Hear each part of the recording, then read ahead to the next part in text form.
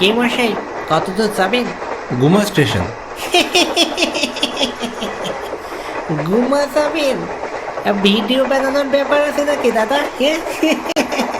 হ্যাঁ, কিন্তু আপনি কি করে বুঝলেন? না মানে, ওই আজকাল অনেক ছেলেপেলেরা আসে রাজুর ভিডিও বানাতে, তাই অনুমান করলাম আর কি। দেখেন তো আমার অনুমানটা কেমন লেগে গেল।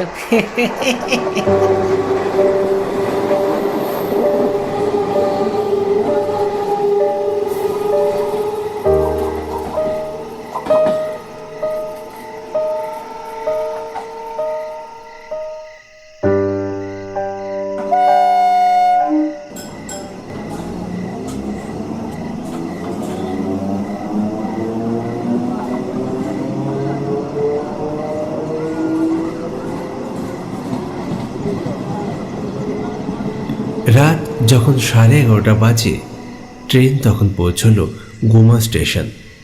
আমার সাথে আরও দুজন লোক ট্রেন থেকে নামলো, তবে নেমেই তারা নিজের গন্তব্যে বেরিয়ে গেল, কোনো দিকে তাকালো না। আমি স্টেশনের একটি বেঞ্চে বসে রইলাম।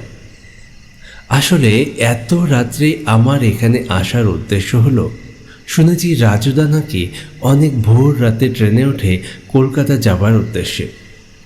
অত ভোরে তো আমার এখানে আসা সম্ভব না, তাই রাতেই পৌঁছে গেলাম এখানে। আমার ব্লগ শুরু হবে রাজুদার বাড়ির কাছের স্টেশন থেকে।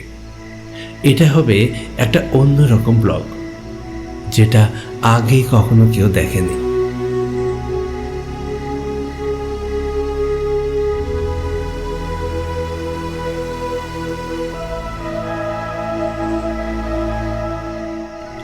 স্টেশনে আমি চুপচাপ বসে আছি, অপেক্ষা করছি ভোর হওয়ার। শীতের রাত, চারিদিকে সুনসান, তার মধ্যে ঠান্ডা হাওয়া। ঠান্ডায় একেবারে কাঁপুনি ধরে গেছে আমার।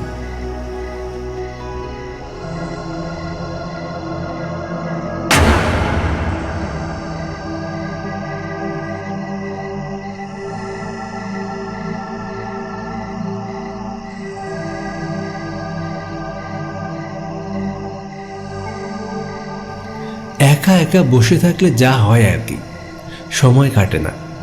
কখনো বসছি তো কখনো স্টেশনে পায়চারি করছি।